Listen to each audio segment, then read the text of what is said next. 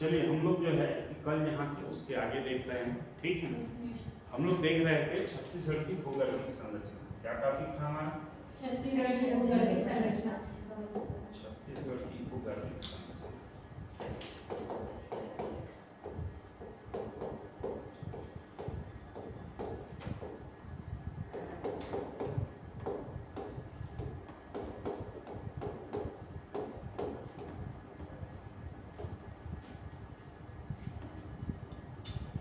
ठीक है, छत्तीसगढ़ की भूगर्भीय संरचना। अब देखिए छत्तीसगढ़ की भूगर्भिक संरचना में जो छत्तीसगढ़ में पाई जाने वाली चट्टानें हैं उसका अध्ययन किया जाता है, ठीक है। इसके अंतर्गत किसका अध्ययन होता है? चट्टान, ठीक है। जो छत्तीसगढ़ में पाई जाने वाली चट्टान है उसका अध्ययन होता है, ठीक है।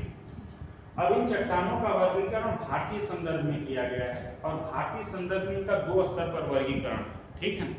इनमें से हम लोगों को देखना है कि वास्तव में कौन कौन से चट्टानें छत्तीसगढ़ में पाई जाती हैं, ठीक। तो अब इन चट्टानों का अगर हम वर्गीकरण की बात करते हैं तो मैंने आपको बताया कि इस चट्टानों का वर्गीकरण कितने स्तर पर हुआ है? 2 स्तर, ठीक है। प्रथम स्तर पर जो विभाजन हुआ है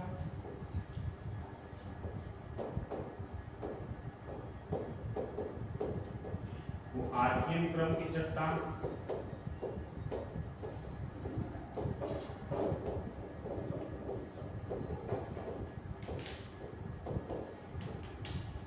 पुराण क्रम की चट्टान,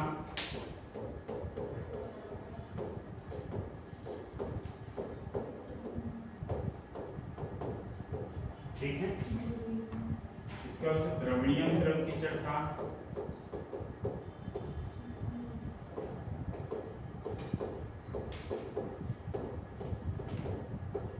और इसके बाद से आर्यन क्रम की चट्टान।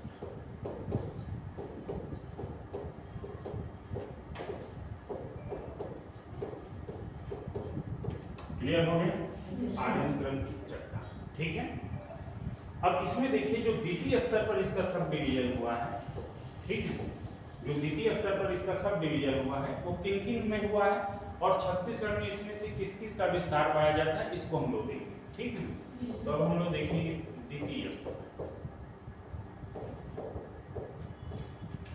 तो देखिए द्वितीय स्तर पर जो है कि इन चट्टानों का सब डिवीजन हुआ है, ठीक है। अब सब डिवीजन जैसे आर्कियन क्रम की चट्टान का 2 भागों में सब डिवीजन हुआ है, आर्कियन शैल समूह और दूसरा धारवाड़ शैल समूह। आर्कियन शैल समूह और दूसरा धारवाड़ शैल समूह।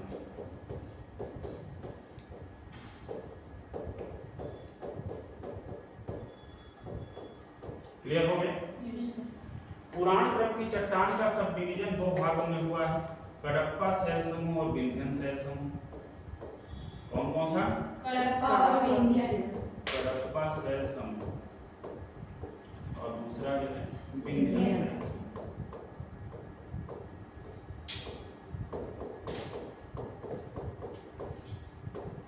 क्लियर हो गया? द्रविड़ीय क्रम की चट्टान का कोई सब डिवीजन नहीं हुआ है, ठीक है। आर्यन क्रम की चट्टान का सब डिवीजन 4 भागों में हुआ, ठीक है ना। कौन कौन सा? गोंडवाना शैल समूह,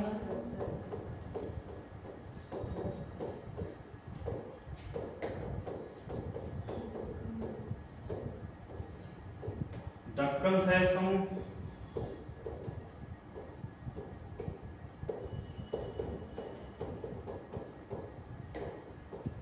क्वाटरनरी शैल समूह,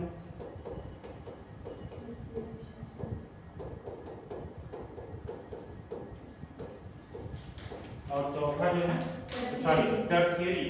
टर्शियरी के बाद क्वाटरनरी आता है, ये टर्शियरी शैल समूह है, फिर क्वाटरनरी। टर्शियरी शैल समूह और फिर क्वाटरनरी शैल समूह। क्लियर हो गया? Yes sir. तो वास्तव में अगर हम देखें जो छत्तीसगढ़ के चट्टानों का वर्गीकरण है या भूगर्भिक संरचना का वर्गीकरण है, तो भूगर्भिक संरचना में हमने बताया कि चट्टानों का अध्ययन किया जाता है। इन चट्टानों का वर्गीकरण 2 स्तर पर हुआ है, ठीक है। पहला जो है कि प्रथम स्तर पर जो है कि 4 मेजर भागों में डिवीजन हुआ है। आर्कियन क्रम की चट्टान, पुराण क्रम की चट्टान, द्रविड़ीयन क्रम की चट्टान और आर्यन क्रम की चट्टान। आर्कियन क्रम की चट्टान का फिर दूसरे स्तर पर सब डिवीजन 2 भागों में हुआ है, आर्कियन शैल समूह और धारवाड़ शैल समूह। पुराण क्रम की चट्टान का फिर सब डिवीजन 2 भागों में हुआ है, कडप्पा शैल समूह और विंध्यन शैल समूह। द्रविड़ीयन क्रम की चट्टान का कोई सब डिवीजन नहीं है, ठीक है ना। आर्यन क्रम की चट्टान का सब डिवीजन 4 भागों में हुआ है, कौन कौन सा? गोंडवाना शैल समूह, दक्कन शैल समूह, टर्शियरी शैल समूह और क्वाटरनरी शैल समूह। क्लियर हो गया? अब हम लोग देखते हैं कि छत्तीसगढ़ में कौन कौन सी चट्टानें पाई जाती हैं, ठीक है। चूंकि हम जानते हैं कि वास्तव में छत्तीसगढ़ जो है ये प्रायद्वीपीय भारत के या दक्कन के पठार के पूर्वी भाग में बसा हुआ है, ठीक है। तो अगर हम छत्तीसगढ़ की बात करते हैं तो छत्तीसगढ़ जो है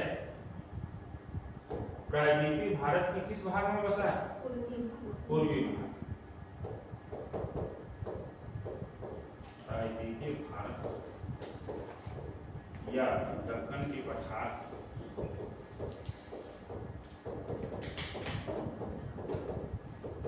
पूर्वी भाग में,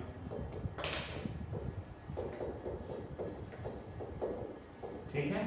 मतलब ये हुआ कि छत्तीसगढ़ जो है कि प्रायद्वीपीय पठार के पूर्वी भाग का हिस्सा है, ठीक है।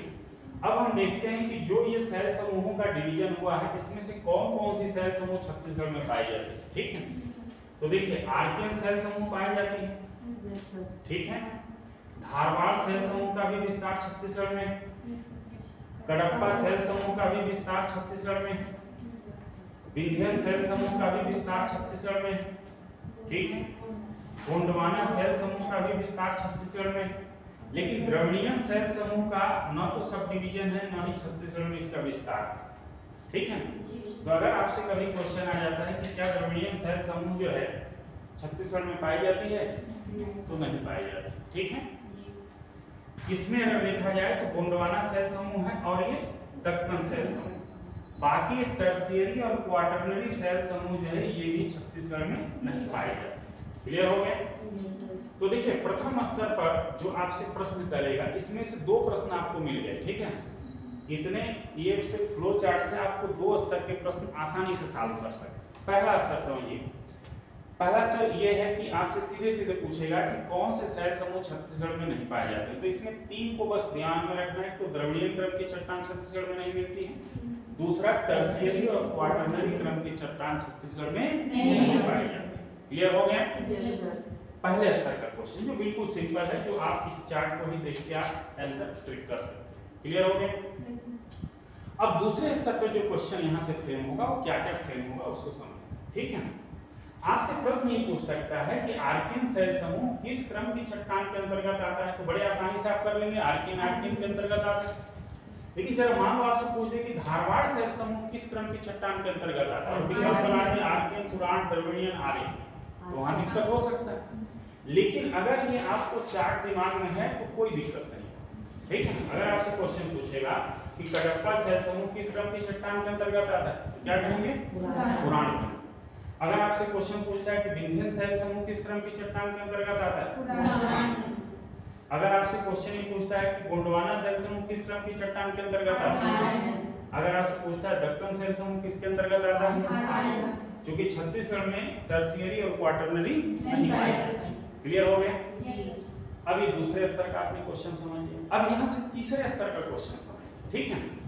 एक्चुअल में ये जो फ्लो चार्ट मैंने बनाया है ये एक्चुअल में इनके विकास के क्रम के आधार पर, ठीक है। सबसे पहले आर्कियन क्रम की चट्टानों का विकास हुआ, उसके बाद पुराण क्रम की चट्टानों का विकास हुआ, उसके बाद द्रविड़ीयन क्रम की चट्टानों का विकास हुआ और फिर आर्यन क्रम की चट्टानों का विकास हुआ। तो ये जो चट्टानों का सीक्वेंस है ये इनके विकास या उत्पत्ति के क्रम में, ठीक है, इनके विकास या उत्पत्ति के क्रम में। तो अगर आपसे क्वेश्चन आता है कि इन शैल समूहों में से सबसे प्राचीन शैल समूह कौन सा है, तो आर्यन। ठीक है ना। अगर मान लो क्वेश्चन ये पूछ देता है कि छत्तीसगढ़ में निम्न में से कौन शैल समूह सबसे प्राचीन है, तो क्या बताएंगे, आर्यन। अगर आपसे क्वेश्चन पूछ देता है कि छत्तीसगढ़ में पाए जाने वाले शैल समूह में सबसे नवीन शैल समूह कौन सा है, दक्कन, क्योंकि टर्शियरी और क्वाटरनरी यहाँ नहीं पाई जाती। क्लियर हो गया। तो सबसे नवीन शैल समूह क्या हो जाएगा, दक्कन। ठीक है। अगर आपसे क्वेश्चन ये पूछ दे कि छत्तीसगढ़ में पाए जाने वाले शैल समूहों का निर्माण के आधार पर इनका प्राचीन से लेकर नवीन की ओर क्रम अरेंज करें, तो आप बड़े आसानी से आप क्रम यही अरेंज करेंगे। ठीक है।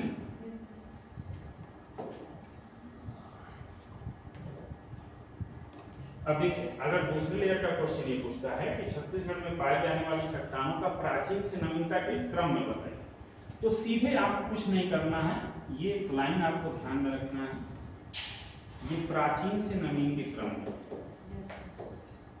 किस क्रम में है, नवीन।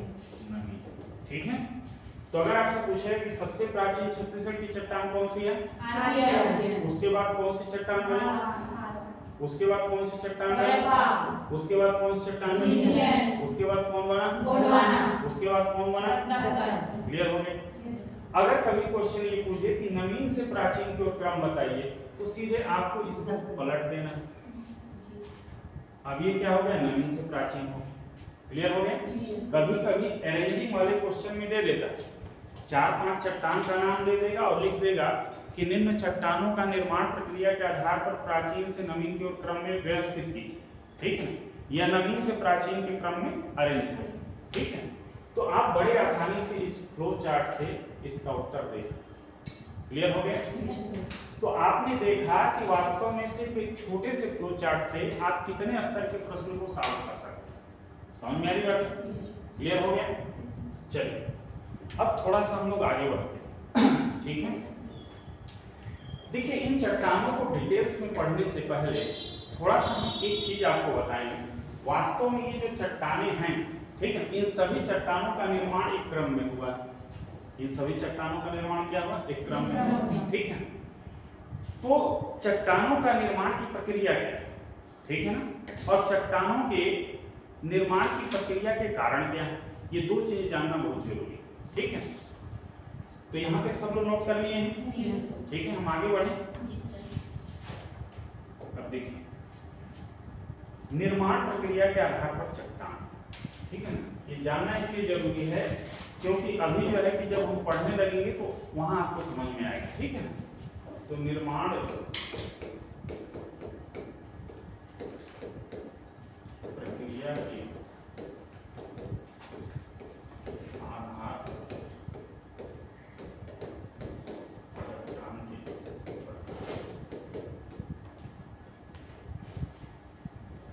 देखिए, वास्तव में निर्माण प्रक्रिया के आधार पर चट्टान के 3 ही प्रकार होते हैं।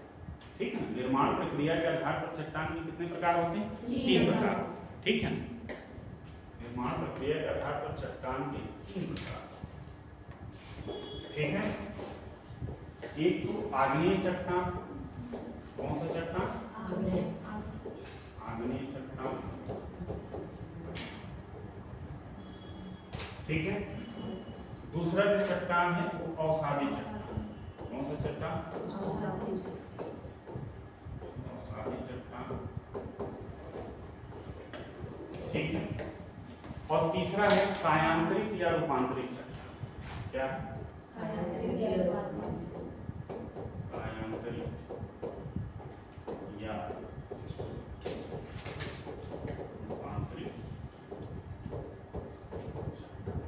क्लियर हो गया।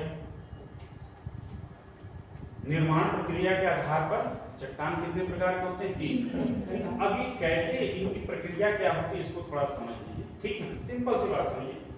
अब इसको अंग्रेजी में इसी को इग्नियस रॉक कहते हैं, इसको सेडिमेंट्री रॉक कहते हैं और इसको मेटामॉर्फिक रॉक कहते हैं। ठीक है।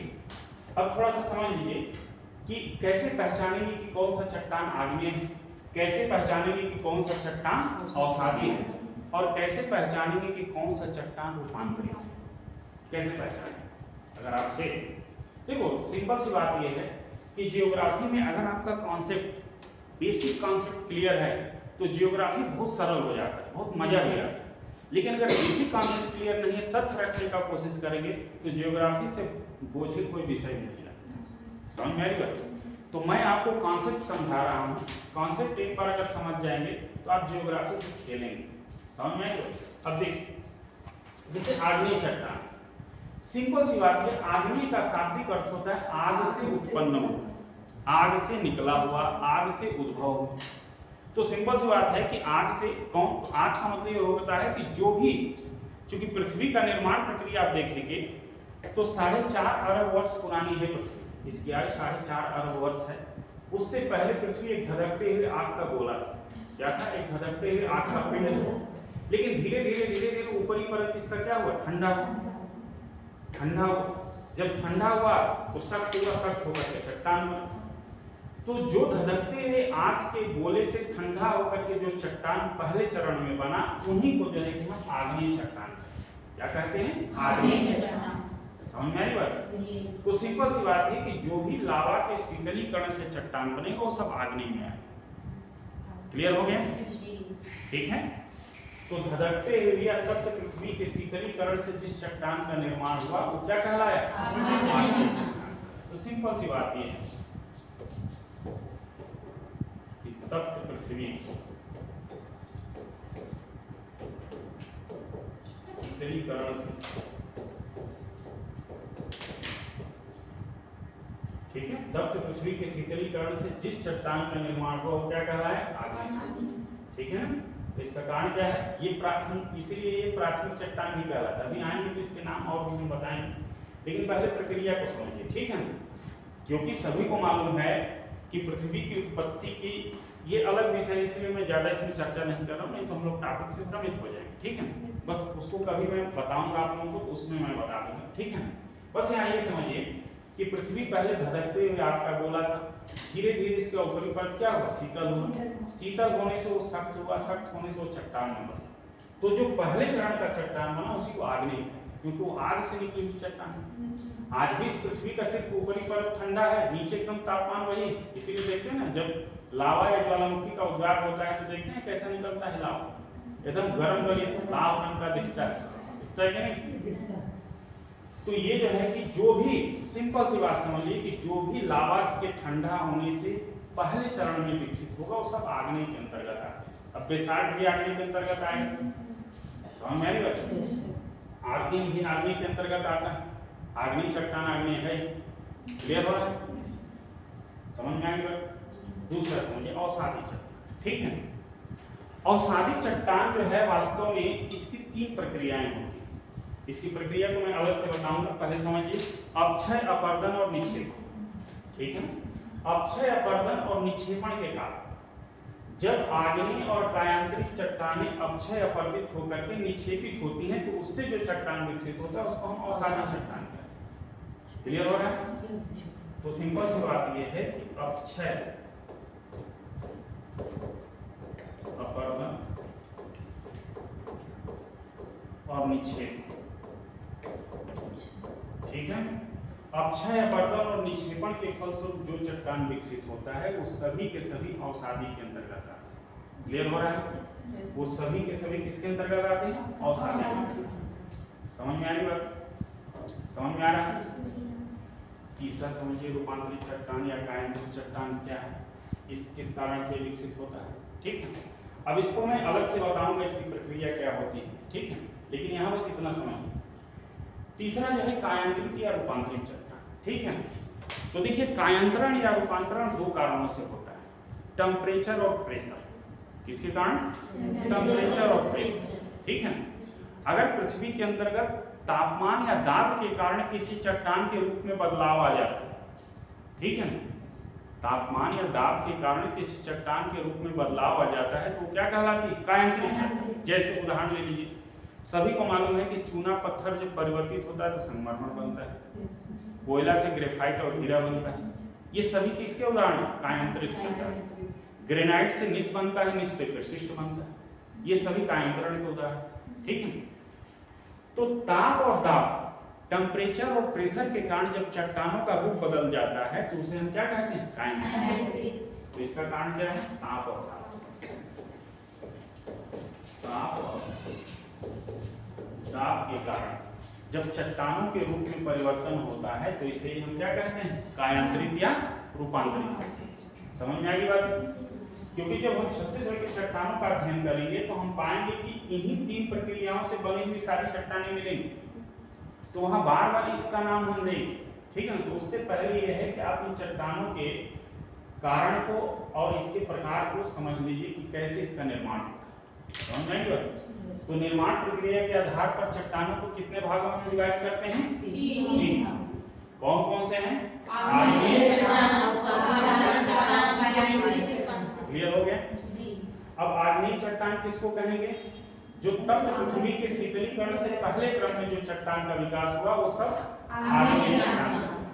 या लावा के शीतलीकरण से जो पहला चट्टान बनेगा वो सब आग्नेय चट्टान। जैसे लावा का शीतलीकरण से बेसाल्ट बन रहा है तो बेसाल्ट आग्नेय के अंतर्गत आएगा। समझ में आई बात? क्लियर हो गया? सिंपल से इसकी पहचान का तरीका ये, ठीक है ना, कि तप्त पृथ्वी के शीतलीकरण से जो पहले चरण में चट्टान बनेगा वो सब आग्नेय है। अब वो रूप बदल दिया तो आग्नेय नहीं रहेगा। समझ में आई बात?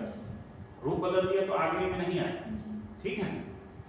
अवसादी चट्टान अपक्षय, अपरदन और निक्षेपण, इसके कारण जो चट्टान का विकास होगा वो क्या कहलाएगा? अवसादी चट्टान। क्लियर हो गया?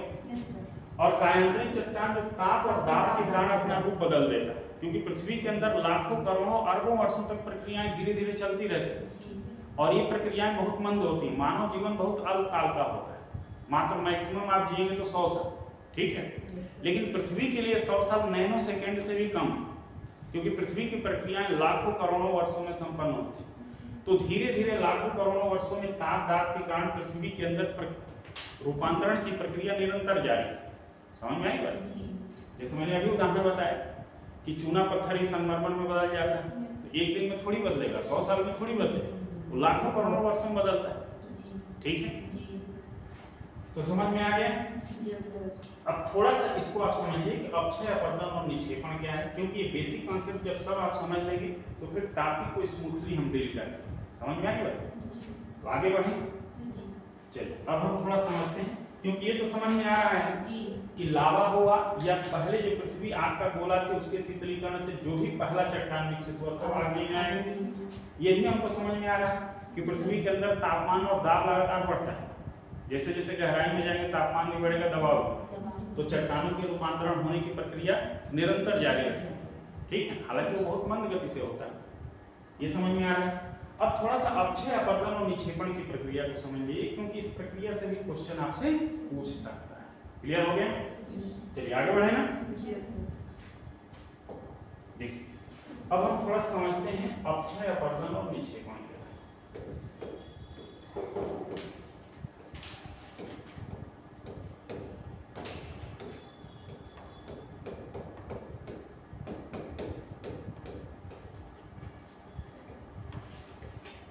ठीक है, अपक्षय, अपरदन और निक्षेपण।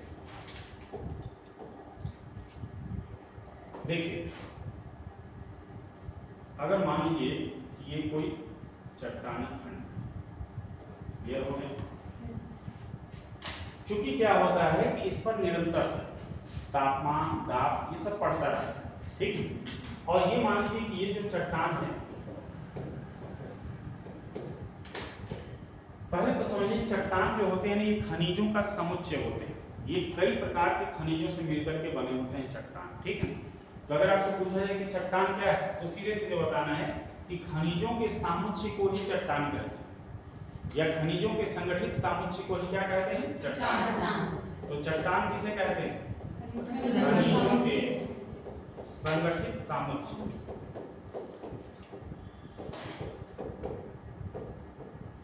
सामुच्चय को ही हम क्या कहते हैं? चट्टान कहते हैं। क्लियर हो गए? तो अगर आपसे पूछा जाए चट्टान किसे कहते हैं तो खनिजों के संगठित सामुच्चय को ही हम क्या कहते हैं? चट्टान। वास्तव में अभी तक अगर देखा है तो लगभग 200 प्रकार की खनिजों की पता पूरी पृथ्वी की सतह पर अभी तक लगभग 200 प्रकार के खनिजों की खोज हुई। कितने प्रकार की खनिजों की खोज हुई है? 200। पृथ्वी की सतह पर लगभग 200 प्रकार के खनिजों की खोज हुई, ठीक है। इन 200 प्रकार के खनिजों में भी जो है कि 24 खनिज ऐसे पाए गए हैं जो चट्टानों के निर्माण में ज्यादातर हिस्सा लेते हैं। चट्टान निर्माण में इनका योगदान जो है कि अधिक मिलता है। ठीक है, तो एक चित्र इससे समझ में आ जा रहा है कि चट्टान जो होते हैं वो खनिजों के समुच्चय होते हैं। किसके समुच्चय होते हैं? खनिजों के समुच्चय होते हैं। अब हर खनिज के गुण और धर्म अलग अलग होते हैं। हर खनिज के गुण और धर्म क्या होते हैं? अलग अलग। तो हर खनिज के जब गुण धर्म अलग होते हैं तो इन चट्टान के खनिजों पर जो है कि तापमान, दाब और रासायनिक प्रक्रियाओं का प्रभाव अलग अलग पड़ता है। ठीक है, जैसे कि एग्जांपल लीजिए कि जैसे पत्थर ही है, स्टोन है, ठीक है। अब स्टोन पर पानी उतना प्रभावशाली नहीं होता, लेकिन वही जो है कि एसिड अगर उस पर पड़ने लगे तो स्टोन में क्षरण होने लगता है। समझ में आ नहीं पाता? कई बार एसिड रेन के कारण जो है कि जो पत्थर होते हैं या पत्थर की बड़ी बड़ी इमारतें जो पुरानी बनाई गई हैं उसमें क्षरण होने लगता है, कंकड़ झड़ने लगता है। ठीक है, तो इसी प्रकार से जो है कि अगर हम देखेंगे तो सभी चट्टानों के गुण धर्म अलग होते हैं, क्योंकि सभी खनिजों के गुण धर्म अलग। ठीक है, तो ऐसी स्थिति में अगर मान लीजिए इसमें अगर मान लीजिए कि तापमान और प्रेशर, टेम्परेचर और प्रेशर के कारण जो है कि इन चट्टानों में अलग अलग प्रकार के, इन खनिजों में अलग अलग प्रकार के रिएक्शन होते हैं। अगर मान लीजिए कि तापमान, देखिए दो प्रकार से ये चट्टानों का अपक्षय होता है, एक भौतिक अपक्षय कहते हैं, दूसरा रासायनिक अपक्षय कहते हैं। ठीक है, तो चट्टानों का अपक्षय कितने प्रकार से होता है? दो प्रकार से, भौतिक और दूसरा रासायनिक। ठीक है, अब भौतिक अपक्षय क्या है? ठीक है ना, जब टेम्परेचर के कारण, तापमान अधिक होने या तापमान कम होने के कारण जब चट्टान अपने ही स्थान पर टूटते फूटते हैं तो उसको भौतिक अपक्षय कहते हैं। क्लियर हो रहा है? जैसे मान लीजिए कि जब काफी तापमान कम हो जाता है तो जीरो से भी अगर तापमान कम हो जाता है तो ठंडे में बहुत हर सारी वस्तुएं सिकुड़ती हैं, ठंडे में सिकुड़ती है ना। तो ये खनिज भी बहुत सारे ऐसे होते हैं कि जब तापमान कम होता है तो सिकुड़ते हैं, जैसे तापमान अधिक होता है तो फैलते हैं। ठीक है, आप एक प्लास्टिक को ले लीजिए, जब उसका तापमान अधिक होगा तो फैलता है, लोहा भी तापमान अधिक होता है तो फैलता है, जैसे तापमान कम होता है तो सिकुड़ता है। तो खनिजों का गुण होता है अलग अलग। तो कई खनिज ऐसे होते हैं कि जब तापमान अधिक होता है तो फैलते हैं, जैसे तापमान कम होता है तो सिकुड़ते हैं। तो इसको हम भौतिक अपक्षय कहते हैं। क्या कहते हैं? भौतिक अपक्षय। भौतिक अपक्षय। तो भौतिक अपक्षय का मूल कारण जो है टेम्परेचर होता है। क्या होता है? रासायनिक अपक्षय ये होता है कि इसमें क्षरण, जैसे मान लीजिए एसिड, जब एसिड पड़ता है तो बहुत सारी जैसे चीजें गलने लगती हैं। इसी प्रकार से आप देखिए डोलोमाइट पानी में घुल जाता है, तो ये रासायनिक अपक्षय है। ठीक है, तो रासायनिक अपक्षय में क्या होता है कि गुण परिवर्तित होते हैं। भौतिक अपक्षय में गुण परिवर्तित नहीं होते, लेकिन रासायनिक अपक्षय में क्या होता है? गुणों में परिवर्तन होता है, गुण परिवर्तन। क्लियर हो गया? तो अपक्षय दो ही कारणों से होते हैं, भौतिक और रासायनिक। समझ में आ रही बात? ठीक है, क्योंकि ये जितने भी चट्टान हैं ये खनिजों के समुच्चय और सब खनिज के अलग अलग गुण धर्म। ठीक है, तो यही कारण है कि भौतिक और रासायनिक अपक्षय के कारण जब ये चट्टान, इन भौतिक और रासायनिक कारकों द्वारा जब ये चट्टान अपने ही स्थान पर टूट फूट करके बिखर जाता है, अपने ही स्थान पर टूट फूट करके बिखर जाता है, तो इसे ही हम क्या कहते हैं? अपक्षय। तो सिंपल सी बात समझ लीजिए कि अपक्षय वह प्रक्रिया है जिसमें भौतिक और रासायनिक कारकों के द्वारा चट्टान अपने ही स्थान पर टूट फूट करके क्या होते हैं? बिखर जाते हैं, उसे अपक्षय कहते हैं। ठीक है, जब अपक्षय की क्रिया संपन्न हो जाती है तो अब इसके बाद से अपर्दन की क्रिया शुरू होती है। अब अपर्दन में क्या होता है कि हवा, वर्षा का जल या नदी द्वारा जब इस अपक्षयी पदार्थ को एक स्थान से दूसरे स्थान पर ट्रांसपोर्टेशन किया जाता है या परिवहन किया जाता है तो उसे ही हम अपर्दन कहते हैं। ठीक है, तो समझिए कि जब परिवहन के कारकों के द्वारा जब ये एक स्थान से दूसरे स्थान पर क्या होता है? गमन करता है, तो उसे ही हम क्या कहते हैं? अपर्दन। तो इसमें मूल चीज क्या होता है? परिवहन। मूल चीज क्या होता है? परिवहन। और किसका परिवहन होगा? अपक्षयी पदार्थों का परिवहन। ठीक है ना, जब अपक्षयी पदार्थों का परिवहन होता है तो इसे हम क्या कहते हैं? अपर्दन। इसे क्या कहते हैं? अब परिवहन के कारक वर्षा है, पवन है, नदी है, ये सब किसके कारक? परिवहन के कारक। तो परिवहन के कारक कौन कौन से हैं? वर्षा, पवन, नदी और हिमानी भी। हालांकि छत्तीसगढ़ में हिमानी का रोल नहीं होता, ठीक है। तो जब चट्टान यानी जब अपक्षयित चट्टान परिवहन के कारक जैसे वर्षा, पवन, नदी, हिमानी के द्वारा एक स्थान से दूसरे स्थान पर ले जाए जाते हैं, उसी क्रिया को क्या कहते हैं? अपरदन, ठीक है। अब निक्षेपण क्या है? जब ये अपरदित पदार्थ किसी निम्न स्थलों में जा करके जमा होता है, जब ये अपक्षयित पदार्थ किसी निम्न स्थलों में जा करके जमा होने लगता है, तो इसे ही हम क्या कहते हैं? निक्षेपण कहते हैं, ठीक है ना। इसे हम क्या कहेंगे? निक्षेपण, या इसी को जमाव कहते हैं, इसीलिए इसको सेडिमेंट्री रॉक कहते हैं। समझ में आई बात? तो क्लियर हो गया कि अवसादी चट्टान इन्हीं प्रक्रियाओं से बनते हैं, ठीक है। अवसाद का मतलब होता है जो टूटे फूटे कण होते हैं, वो जब जमा होते जाते हैं तो उसी को अवसादी चट्टान कहते हैं, ठीक है। तो अवसादी चट्टान के मूलतः यही कारक है, अपक्षय, अपरदन और निक्षेपण। और अपक्षय अपरदन क्या है, समझ में आ गया? यानी जब कोई भी चट्टान भौतिक या रासायनिक कारकों के द्वारा अपने ही स्थान पर टूट फूट कर बिखर जाता है तो उसे अपक्षय कहते हैं। जब अपक्षयित पदार्थ परिवहन के कारकों द्वारा एक स्थान से दूसरे स्थान पर जाता है तो उसे अपरदन कहते हैं। जब अपरदित पदार्थ किसी निम्न स्थलों में जमा होता है तो उसे ही हम क्या कहते हैं? क्लियर हुआ कि नहीं? किसी को कोई डाउट? ठीक है। तो अपक्षय, अपरदन और निक्षेपण समझ में आ गया। अब देखिए इससे भी क्वेश्चन बन सकता है, ठीक है। अब मान लो आपसे क्वेश्चन ये पूछ दे कि निम्न में से कौन सी क्रिया स्वतंत्र है? अपक्षय क्रिया स्वतंत्र है, जबकि अपरदन और निक्षेपण क्रिया आश्रित क्रिया। क्योंकि जब अपक्षय होगा ही नहीं तो अपरदन किसका होगा, और जब अपरदन होगा ही नहीं तो निक्षेपण किसका होगा, ठीक है। तो कई बार क्वेश्चन ऐसे कथन कारण में भी बना देता है कि निम्नलिखित में से कौन सी क्रिया स्वतंत्र है और कौन सी क्रिया आश्रित। तो कौन सी क्रिया स्वतंत्र है? बाकी आश्रित क्रियाएं कौन सी हैं? अपरदन और निक्षेपण। अब कथन कारण में मान लो क्वेश्चन ये बना दिया कि अपक्षय आश्रित क्रिया है जबकि अपरदन और निक्षेपण स्वतंत्र क्रिया है, तो दोनों गलत है, ठीक है। कथन भी गलत है, कारण भी गलत है।